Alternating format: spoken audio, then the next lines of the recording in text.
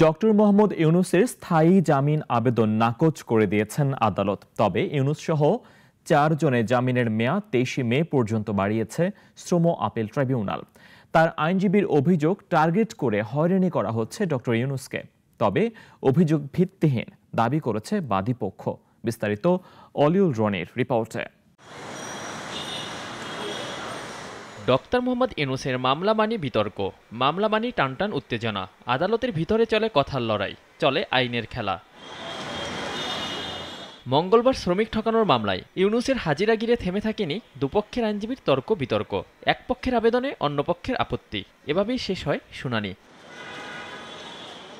এদিন স্থায়ী জামিন চেয়ে আবেদন করেন ডক্টর মোহাম্মদ ইউনূস সহ 4 আসামি। আদালত এতে সাড়া দেননি। তবে জামিনের মেয়াদ 23 মে পর্যন্ত বাড়ানো হয়েছে। আর বিদেশ যেতে অবহিত করতে হবে আদালতকে। ইউনূসের আইনজীবীর অভিযোগ, সরকার টার্গেট করে হয়রানি করছে, যদিও ডক্টর ইউনূস এ বিষয় নিয়ে কথা বলেননি। আদালত যেভাবে হুকুম করে ওইভাবেই আসে, আমার তো করার কিছু নাই। 16/4 আজকে পর্যন্ত বেল দিয়েছিল, কিন্তু নিয়ম হচ্ছে যে আপিল এডমিশন হলে বেল পার্মানেন্ট হয়। এটা অত্যন্ত ক্ষুব্ধ, ন্যায়বিচার থেকে বঞ্চিত হয়েছি।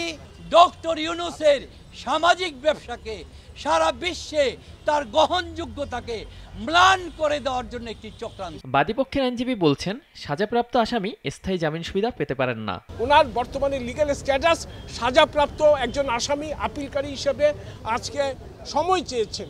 কাজেই এখানে কাউকে হয়রানি অথবা টার্গেট করা, সেটার তো কোনো প্রশ্নই আসে না। শ্রমিক ঠকানোর মামলায় এবছরের 1 জানুয়ারি 6 মাসের কারাদণ্ড হয় ডক্টর মোহাম্মদ ইউনূসের। 28 জানুয়ারি খালাস চেয়ে আপিল করেন তিনি।